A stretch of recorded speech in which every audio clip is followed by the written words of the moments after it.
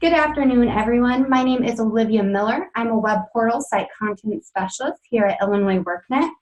I would like to thank you all for taking some time out of your day today to attend this webinar. Please be sure that during the presentation portion of today's webinar, you keep your phone lines or computer speakers muted so that we don't have any unnecessary audio coming through. If you are called in, please make sure that you do not put your phone on hold, as the audio music will come through into the webinar. If you need to step away or take another phone call, please go ahead and just hang up and then call back into the webinar once you're ready to re-enter. During the webinar, if you have any questions, please go ahead and type them into the chat pod, and we'll do our best to ensure that we get them answered during the presentation. After we finish the presentation, we will open things up for question and answers, and you will be free to open your phone lines and ask any questions you have.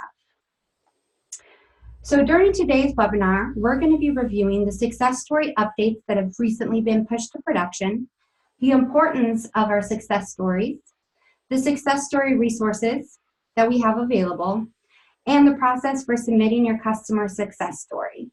We'll then open things up for question and answers.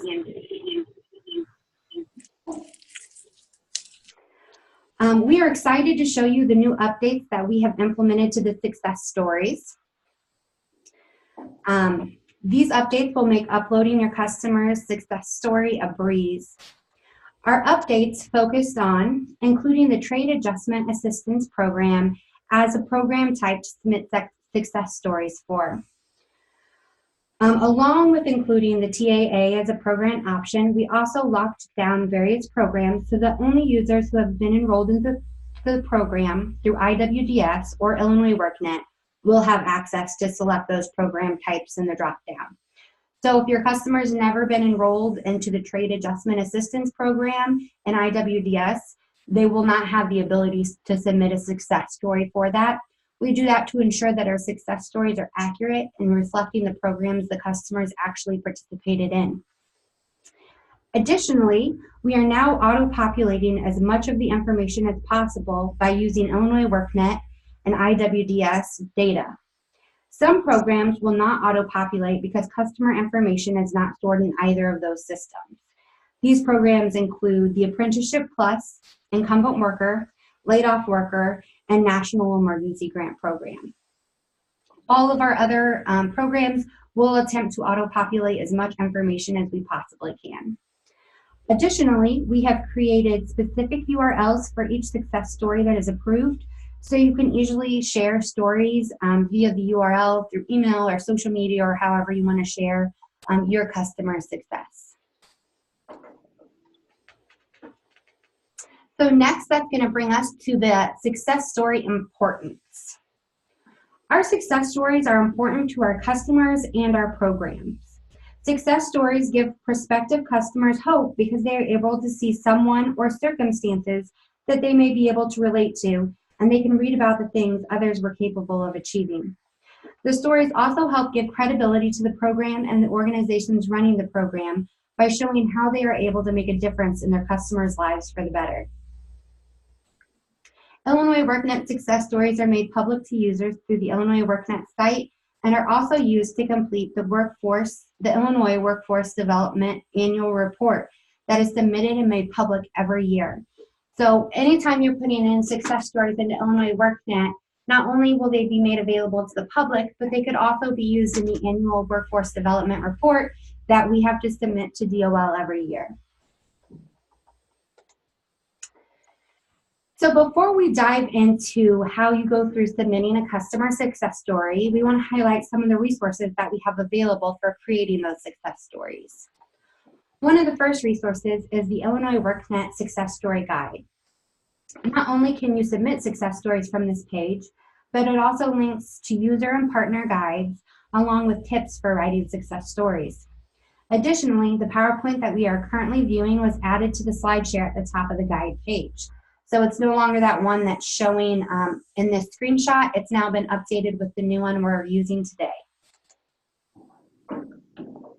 Before starting a success story, you should always take a look at the tips for writing a success story. These tips contain various questions that you should use to ensure your story is fully capturing the success that took place. Our tips include questions like, where was the participant when they started the program, and what was their background or challenge? What services, programs, or activities was the individual involved in as they prepared for employment? What WIOA and other partners were included in their employment plan? What was the outcome of those services or programs and activities? Did they earn credentials? What did they learn or experience in the program? What positive changes occurred? What are the details of employment and submitting your customer success story? You can also utilize our partner guide for writing success stories for customers or employers. The customer guide provides step-by-step instructions for adding success stories, identifying what makes an effective success story, provides an overview of the best way to tell your customer story, and shows the difference between what a good image and a bad image would look like. It also provides tips on finalizing the story before you add it into Illinois workNet. The employer guide is set up very similar. However, it focuses specifically on employer story information and provides tips, overview, and step-by-step instructions for creating an employer success story. So now this will go ahead and take us into the process for actually submitting your customer success story. Although we have made updates to include TAA and auto-populate the information, the process itself really hasn't changed much, but we want to review it with everybody to make sure we're all clear on what needs to take place. And for any new staff members we have on the call, just giving them a general overview to kind of get started with being able to submit success stories for your customers. So one of the first things we're going to do is access the success story entry page. We're going to do this by going to www.illinoisworknet.com and logging into our Illinois WorkNet account. You will then access the Illinois WorkNet menu, and you're going to open the Updates and Help section of that menu and select Success Stories. You will then be directed to the Illinois WorkNet Success Story page that houses the success stories that have been made public. From this page, you will have the ability to search and read various success stories that have been submitted from different workforce development programs across the state of Illinois. You can use the search filters to filter down to a specific area, program, and more. From that page, you're going to click Submit a Success Story. This will direct you to the Illinois WorkNet Success Story Guide. From the Success Story Guide, you will click the link under the Service Provider section that says log into your account and choose to submit a customer or business story. If you've not yet logged in, you will be prompted to do so. If you are already logged in, you will be taken to the Submit a Success Story page. From here, you will click either Search to find your customer you want to submit a success story for, or you will click Get Started if you are submitting an employer success story. No updates were made to the employer side of the success story, as employer information is not stored in Illinois WorkNet or IWDS. For the purposes of this demo, we will be taking a look at submitting customer success stories. So the first thing we're going to do is we're going to click that search button. After clicking search, you will type in either the customer's username, and this would be their Illinois WorkNet account username, or you will type in their first and last name. Be sure you are using the correct text field for each option. You will then click search. A list of users matching the information you entered will be pulled back. Oh, good. For common names, the list may contain a few people, and you will have to look at the date of birth and email to ensure you're selecting the correct person. Once you find the individual you want to submit the success story for, you will click Select next to their name. And I'm just going to give you all a heads up. So as we're going through the success stories, I have some customer information in here that I have blacked out. You'll see these black boxes, or I have altered the information in the fields before taking screenshots, so it is just test data. Once you click Select next to the person's name, you will then be directed to the success story entry screen, where the success story information will be input. The participant information section will auto-populate with the information in Illinois workNet or IWDS that was stored for that individual. Before completing any fields, you will first complete the program type. By selecting the program type the customer participated in. Once the program is selected, the rest of the fields will begin to auto-populate with the information that was saved for that customer for the program that was identified. So we want to make sure the first thing we're doing is identifying the program type. Some customers might have been in multiple programs, so that's why we don't go ahead and just auto-populate all the information right off the bat, because we want to make sure we're updating it with the information that is applicable to the specific program the story is for. So you can see here in this screenshot, after we selected TAA as a program type, every single one of these fields auto-populated with all the information that was saved in IWDS for this customer. I did alter a little bit of it, but for the most part, everything's going to pull in perfectly fine. You won't have to enter in any fields. If there's information missing in IWDS, that field will be blank and you will need to add it if it is a required field. But most of our required fields are also required in IWDS, so you should not run into that. So after you've selected the program type, you will go through and review all of the auto-populated information and make any updates that are necessary. If you find incorrect information, you should email info@illinoisworknet.com so that it can be updated in either Illinois workNet or IWDS.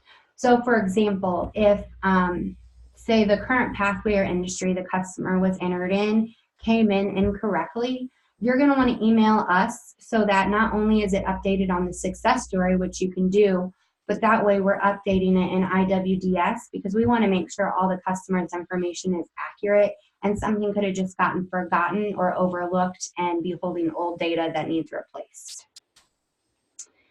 You will also complete any of the blank fields. All required fields must be completed. Optional fields should be completed if the information is available.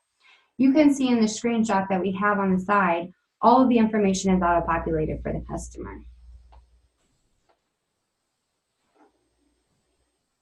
And so now I just quickly want to go through the different programs we have and the different fields that will be required based on the program that is selected.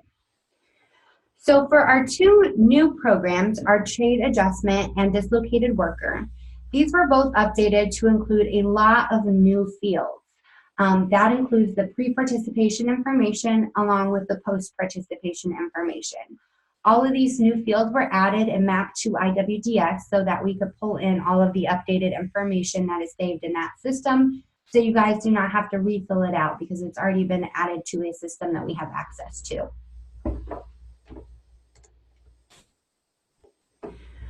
For our WIOA Adult, WIOA Youth, and Special programs, you will only have to complete the participant information and the story information. There will be no pre or post participation information fields, so there's a lot less data there that needs filled out. But just like our TAA and dislocated worker, it's all auto-populated as well. So you should really just be reviewing and then submitting. There should be no need to add additional data. And then lastly, we have our Apprenticeship Plus, Incumbent Worker, NEG, and Laid Off Worker. And as I mentioned previously, all of this data will have to be manually entered because the customer data for these programs are not saved in either system with the customer.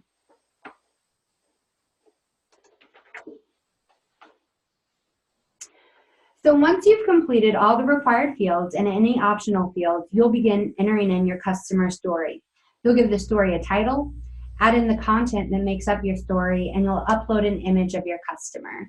And you can see on this screenshot where you're uploading the image, there's a little box with some text in there, and it gives you some general information about the image upload requirements, like the size has to be 612 by 612 pixels, and the acceptable format files for those images. You will then agree to the terms and conditions and click Save Story. You're going to want to be sure to obtain a signed copy of your customer's photo and story release to keep with their paper file. So after you have saved your story, you will be directed to a page that summarizes the information you submitted.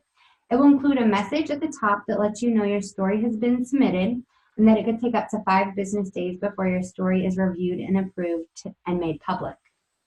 If there are any questions during the review process, we will contact you via the submitter phone number or email that you provided.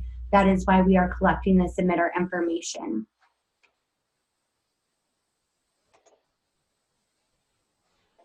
So that completes our PowerPoint presentation portion of going through the updates and the process for submitting your success story.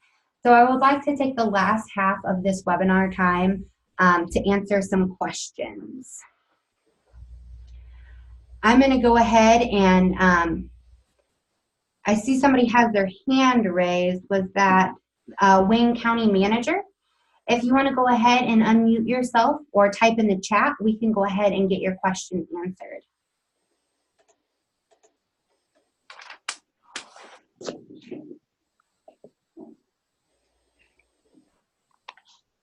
Wayne County?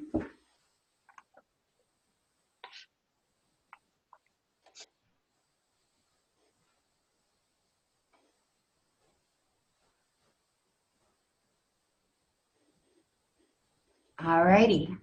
Wayne County, if you do want to type in your chat, you're more than welcome to. I'm looking here at the chat to see if we had any questions come through while I was presenting.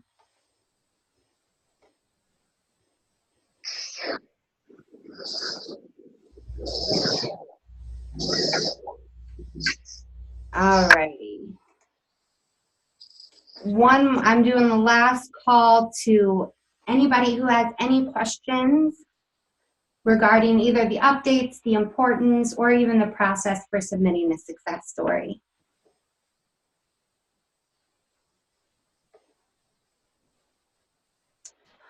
Alrighty, well, we'll go ahead and wrap up our webinar a little bit early today.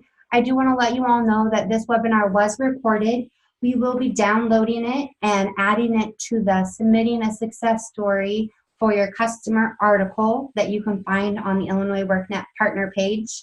You can also reach out to info@illinoisworknet.com if you have any questions later down the road, maybe when you're in actually doing your success story, or if you would like this webinar emailed directly to you. Again, I would like to thank you all so much for your time today to come and learn about the new programs we've added to include TAA and just re-reviewing that process for submitting success stories. We're really wanting to get a lot of success stories submitted this upcoming fiscal year. These are really important for when we do that annual report. So please, when you're writing your customer success story, make sure you're taking into account all the tips that we've provided so that we can fully encompass the success of the customer and how that program helped the customer to be successful. Yeah, Olivia, this is Susan Boggs. Thank you for highlighting that annual report. I didn't know if Mark was going to say something too, Mark Burgess. Yeah, we really appreciate these success stories, and they do. One year, the 6 that appeared on the USDOL website, 4 were from Illinois. So we're doing good things here. Let's just highlight what we're doing, and I think that this system has made it so much easier to do it. We hope we rolled all those waivers and signature pages and all that business into like one type of thing. So by clicking a button, you know, you've got the release and everything you need. So thank you, Olivia, very much. And we look forward to seeing a whole bunch of trade success stories out there. Awesome. Thank you, Susan. Pleasure. Yeah. Olivia, Go ahead, it's Mark. Is my line open, Olivia? Yes, your line is open. Yeah, thanks, Susan. You beat me to it. But really, for the annual report purposes, I don't know. I looked at the list and didn't recognize all the names, that they're all Title I and trade for the most part. And I know the website so far for success submissions are kind of focused on those programs, but it would be great as time moves on that this be rolled out to every partner so that they can all utilize the same platform to submit success stories and have the option to get those maybe included in the annual report. I know at the end of the year when we're putting that report together, we're reaching out to them. And if we had them already in a system like this, it'd be a much easier process. So I know it's a broken record to you, Olivia, that I've mentioned that before, but just hopefully we can continue to look into options to include all the partners. Yes, and that will be one of the updates that we focus on next for success stories, is trying to build it out. Right now it's very heavy on Title I, but we do want to include all those other titles. So this is fully encompassing all that WIOA offers. And then for all of our partners that are still on the line, just if you ever are to run into anything or have any ideas for possible updates that would make it more user-friendly or quicker, we're always looking for that feedback. So never hesitate to send an email to info@illinoisworknet.com with your opinions or comments. We're always looking for that, and it's greatly appreciated on our end. Does anybody else have any comments or questions before we wrap things up? Alrighty. Well, I would like to thank you all again so much for your time today, and I hope you have a wonderful rest of your afternoon. Thank you. Thank you very much.